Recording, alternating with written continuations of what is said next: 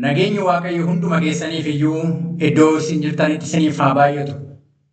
Akkam jirtu obboloota koo? Nagaa keessanii Waaqayyoon Abbaa keenya isa Waaqarraatiif galanneef ulfinni guddaan bara baraan isaaf haa ta'u. Qorannaa keenya kutaawwan darbanii keessatti waa'ee mana qulqullummaa ilaaluu kan jalqabne kutaa darbe keessatti waa'ee dallaa mana qulqullummaa yookiin oobdii mana qulqullummaatti naanna'ee kan jiru dallaa ilaallee turre. Har'a immoo kallattiidhaan gara oobdii mana qulqullummaa keessa wantoota jiranitti ilaaluutti dabarra. Akkuma dallaadhaa jalqabne adeemsa keessa ilaalaa oobdii ilaalleerra. Dallaa yookiin kellaa oobdii mana qulqullummaa ilaalleerra. Achiin booda oobdii keessa waan jiru ilaallaa.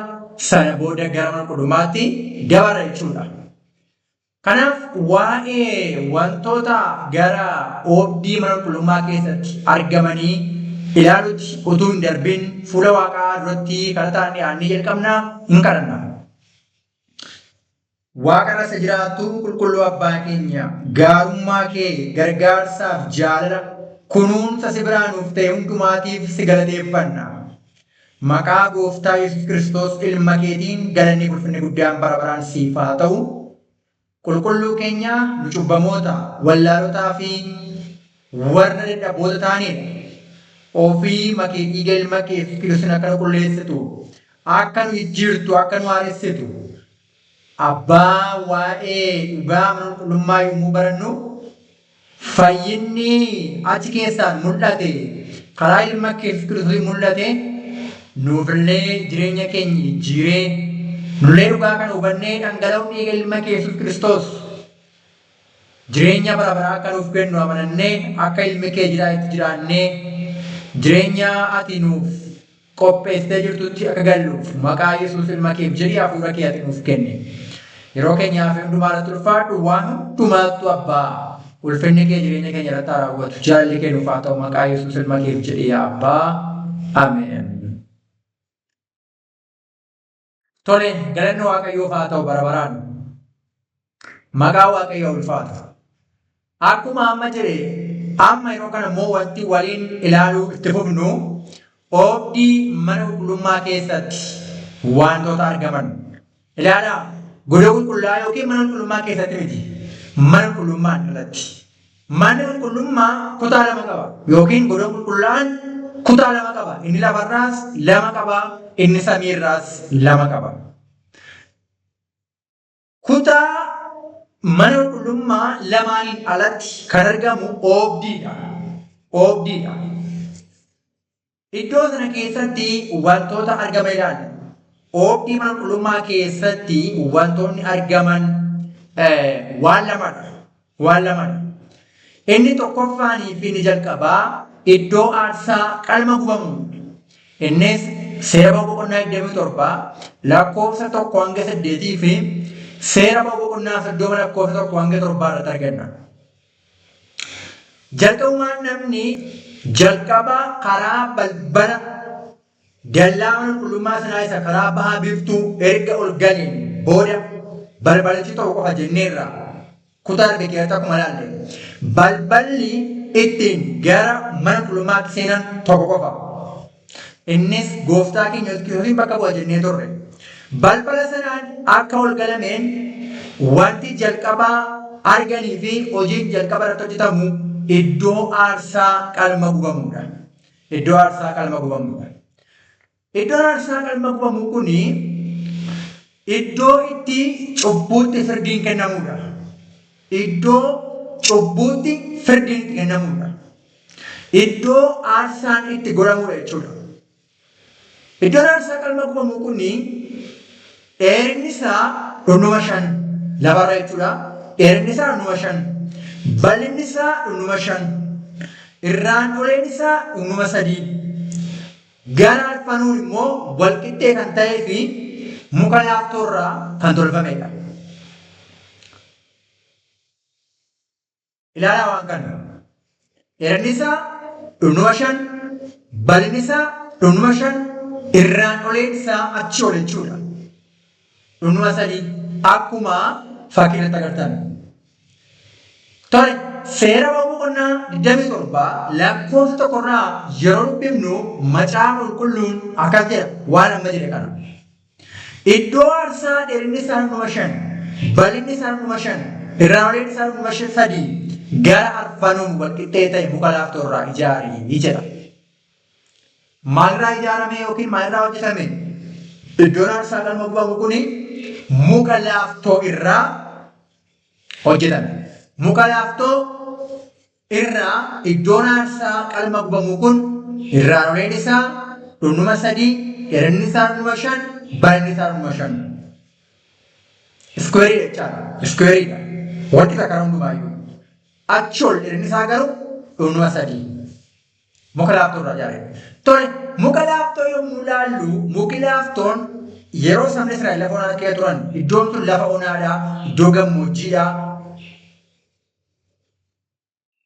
Iddoon sun iddoo baay'ee biqiloota hedduuf hin mijannedha. Kanaaf mukti laaftoo immoo iddoo sana keessatti muka guddatu, iddoo ho'aa keessatti muka guddatu, muka ho'aa dandamatu, muka cimaa ta'e kan tortoruu dandamatu, akkuma kana immoo ilbiisotaan nyaatamullee kan dandamatudha. Muki laaftoo maal agarsiisa kun? Kun kan inni agarsiisu namummaa gooftaa keenyaa Yesuus Kiristoosin agarsiisa. Gooftaan keenya Yesuus Kiristoos namummaa keenya uffatee dhufe. Namummaa nuyi uffanne, namummaa hin qabnu kana fudhatee dhufe malee eenyummaa kan biraa yookiin namummaa kan biraa miti. Addumaan iyyuu namoonni tokko kan jedhu namummaa isa utuu Addaam cubbuutti hin kufanii qaba ture sana fudhatee dhufe. Yoo akkas ta'e Kiristoosiin namummaa keenyaan cubbumoo yoo ta'u taane namummaa cubbuutti hin kufneen cubbumoo jechuudha. Akka jechuun immoo cubbumoo hin dandeenyu jechuudha.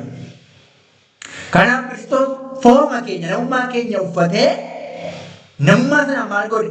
Qormaata hundaa dandamate. Muka laaftoo kana agarsiisa. Beela dandamate, dhiphina hundumaa, jecha,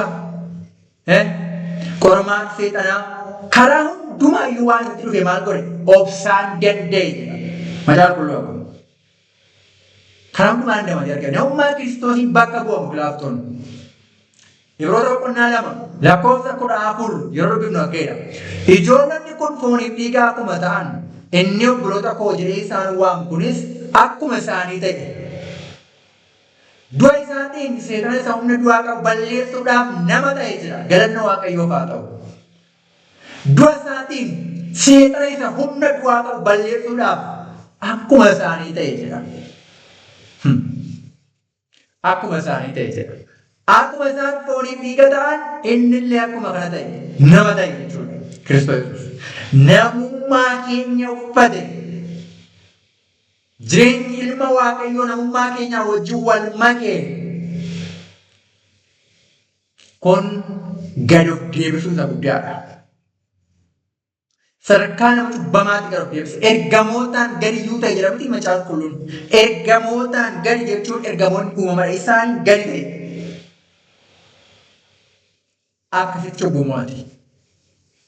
Lakkoofsa 17 irratti kanaafis inni fuula Waaqayyoo duratti hangafa lubootaa isa bu'a qabeessaa fi amanamaa ta'uudhaaf namoota dhiifamuu cubbuu argachiisuudhaaf karaa hundumaa obboloota isaa fakkaachuu isa barbaachiseera.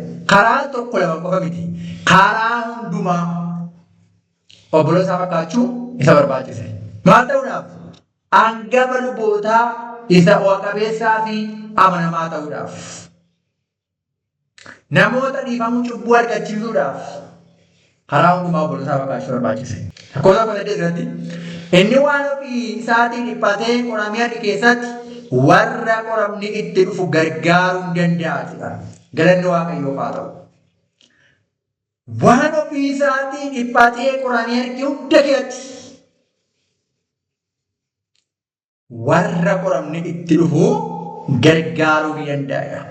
Obboloota koo nuyi hangafa lubootaa akkasii qabna samiidhaa. Isa nuuf gaddu, isa dhiphinni keenya itti dhaga'amu, isa rakkinni keenya itti dhaga'amu, isa waa'een keenya garaa isaa nyaatu hangafa lubootaa gooftaa keenya Yesuus Kiristoos ilma Waaqayyoo isa akkasii qabna. Kanaaf muki laaftoo namummaa isaati dhiphina fudhate isa qorame karaa hundumaa dhiphatee karaa hundumaa damdamate Yesuus ilma Waaqayyoo namummaa isaa agarsiisa. Har'allee nullee akka taanu barbaada. Dhiphataniittu, qoramtaniittu, rakkattaniittu, waa'ee dhugaatiif miidhamtaniittu, karaa Waaqni barbaadu irratti rakkinni dhiphina dhufeera.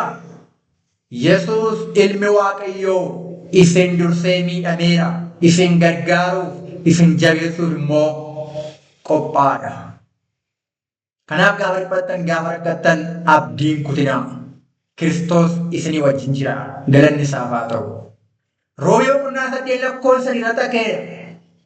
Sababii nama fooniitiif seerri hojii isaa hojjechuu dadhabee Waaqayyo ilma ofii isaatii ergee cubbuu isa nama foonii keessaatti farade. Ilmi isaa kun foon isa namni cubbamaan uffatee cubbuu balleessuu dhufeera. Foon isa namni cubbamaan uffatee maal gochuu dhufe? Cubbuu balleessuu dhufe. Sababa nama fooniitiif seerri hojii isaa hojjechuu dadhabnaan Waaqayyo eenyuun erge? Waaqayyo kan inni erge ilma ofii isaatii jedha. Ilma ofii isaatii erge.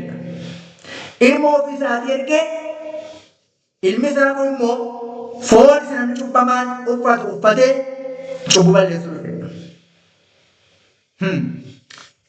Kan isiniif dhufe, kanaaf dhufe ilma Waaqayyaa ta'a.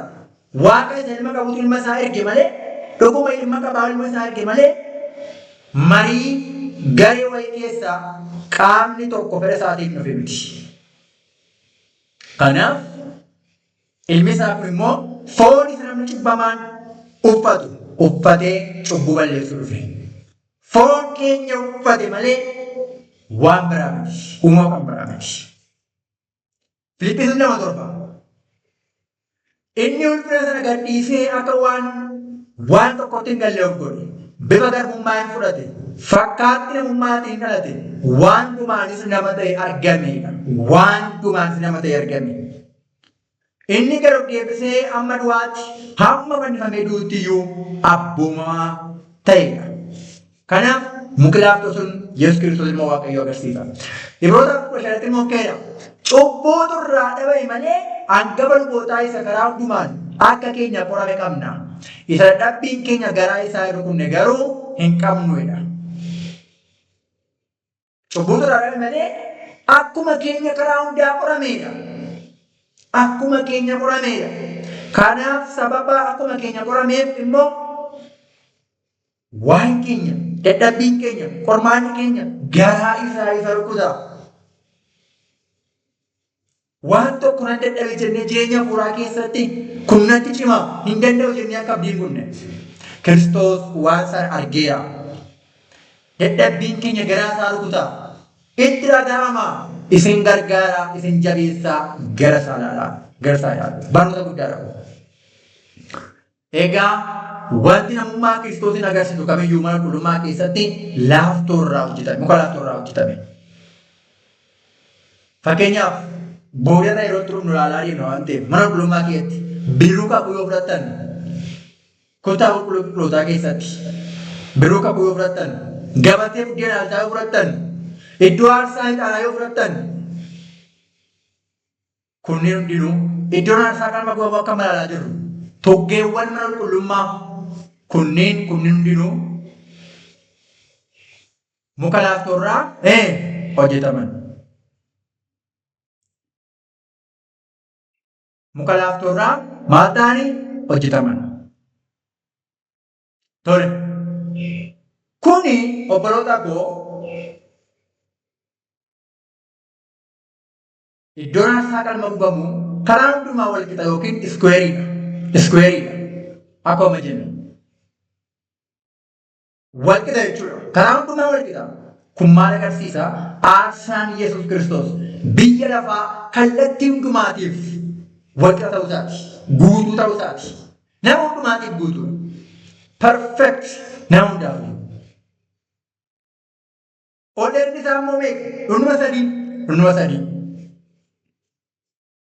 Maal agarsiisa kun? Iddoon aarsaa kuni ol dheerinni isaa dhundhuma sadii maal agarsiisa? Kiristoos akkas jedhe wangeela Yohaannis 17:2 ani yommuu lafarraa ol kaafamu nama hundumaa ofitti nan harkisa jedheedha. Yommuu lafarraa ol kaafamu nama hundumaa ofitti nan harkisaa jedhe. Yeroo lafarraa ol kaafamu iddoon aarsaa kunis lafarraa maal ta'e ol kaafame dhundhuma sadii.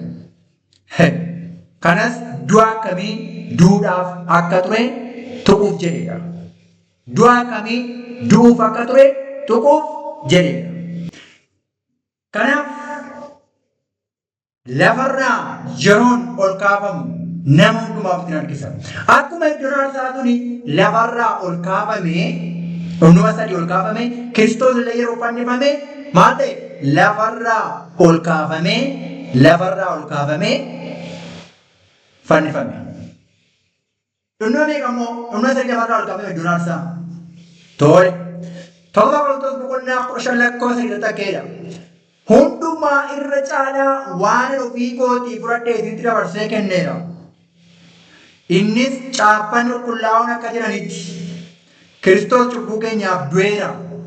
4 inni awwaalameera. Caaffaan qulqullaa'oon akka jedhanitti guyyaa sadaffaattis du'aa kaafameera jedhan. Kanaaf iddoon aarsaa lafarraa ol kaafamee dhundhuma sadii ijaaramuun isaa hojjetamuun isaa Kiristoos lafarraa ol kaafamee fannifamuu isaatii fi guyyaa sadaffaatti du'aa kaafamuu isaa agarsiisa. Dhundhumni sadii sun Kiristoos guyyaa sadaffaatti du'aa kaafamuu isaa wajjin tokkodha. Agarsiiftuu Kiristoosii guyyaa sadaffaatti du'aa kaafamuu isaati. Dhundhumni sadii lafarraa ol ka'u. Waan dinqiidha. Kallattiidhaan Kiristoosin agarsiisa jechuudha. Baay'ee namatti tola. Akkuma kana aarsaan gooftaan keenya Yesuus Kiristoos nu kaffalellee saba hundumaatti ol kaafamee ol qabamee lallabamuu qaba. Ol kaafamee lallabamuu qaba.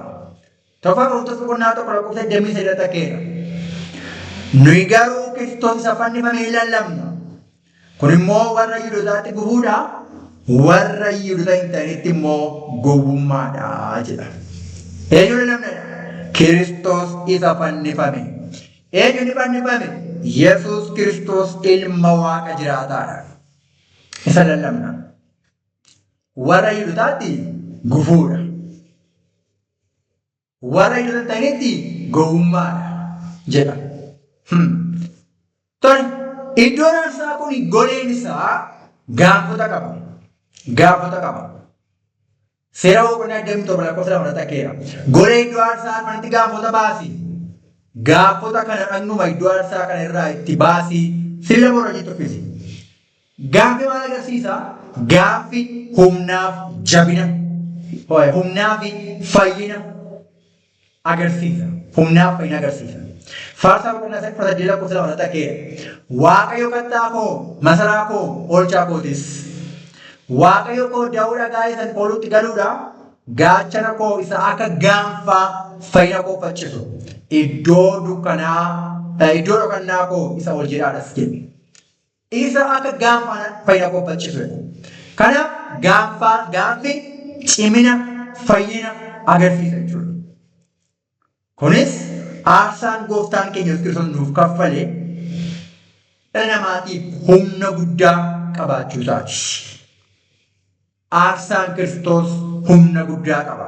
Dhangala'uun dhiiga ilma Waaqayyoo humna guddaa qaba. Ibroota boqonnaa 7:85 ta'eera.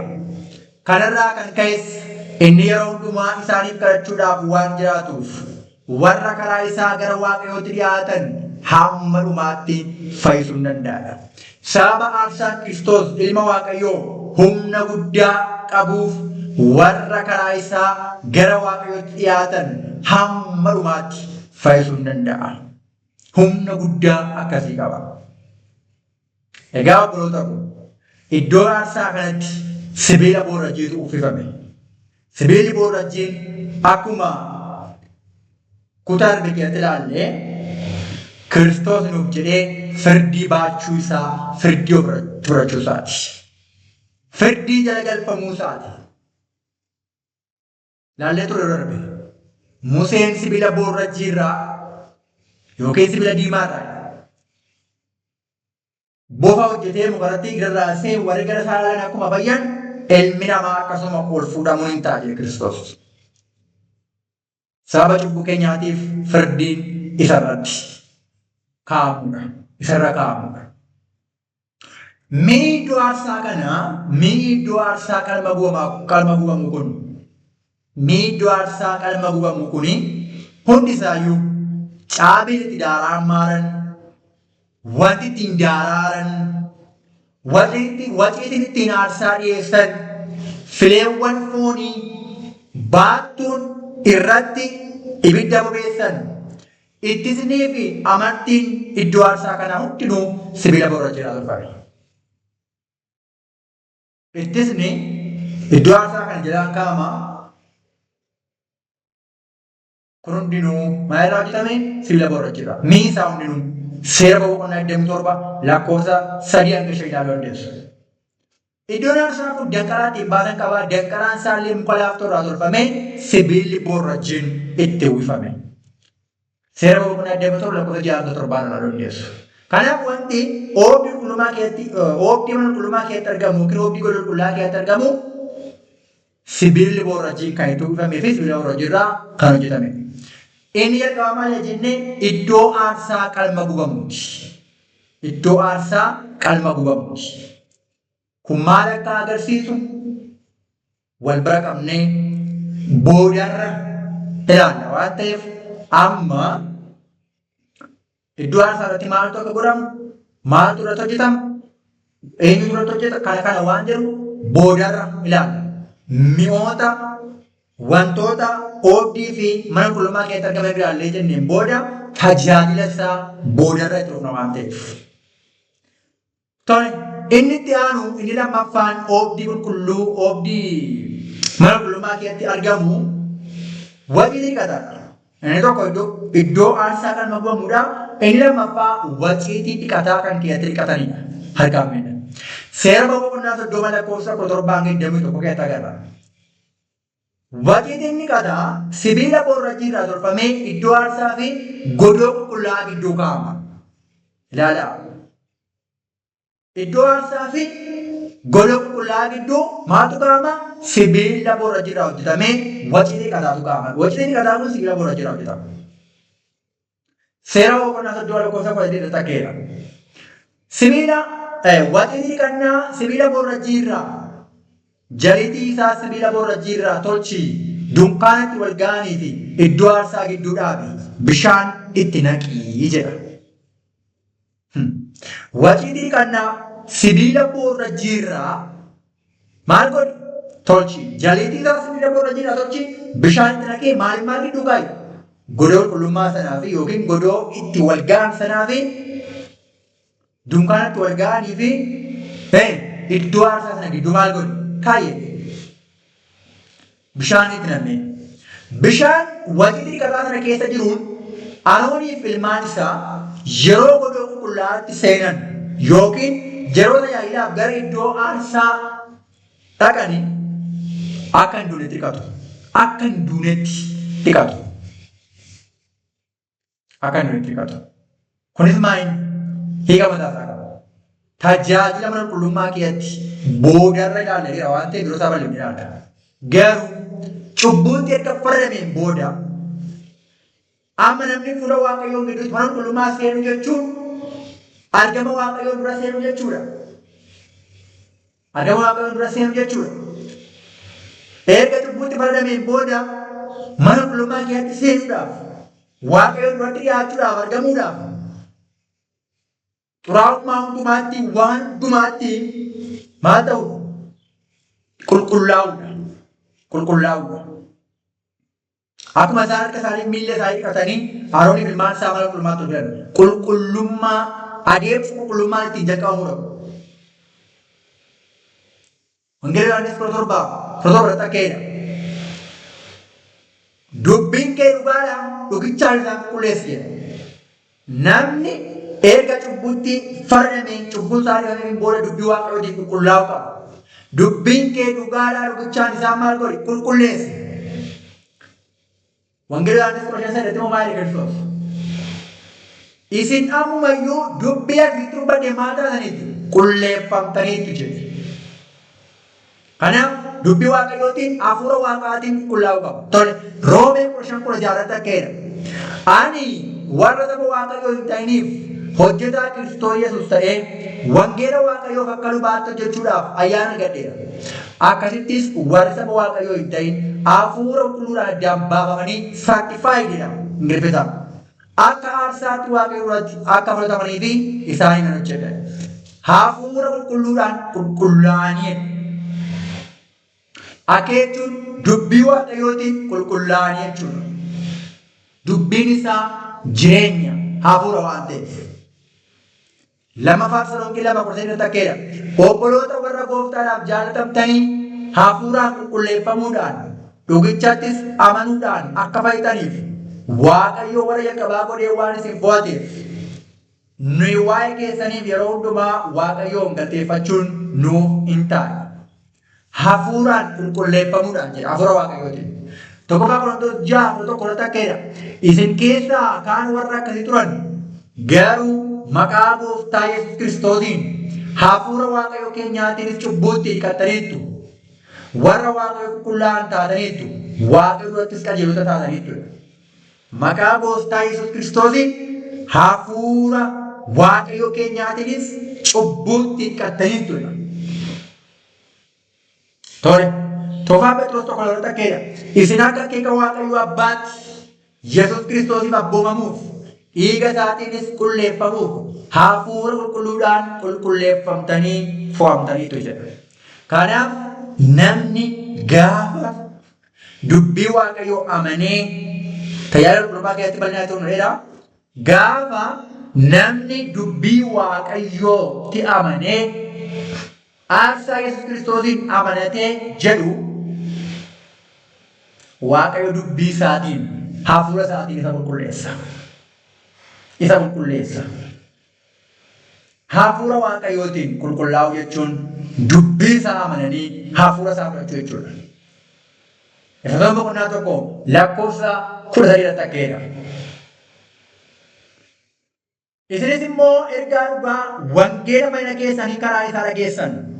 Isin warra keessanitti amantan hafuura qulqulluu isaa abdachiifameen mallatteeffamtanii ture.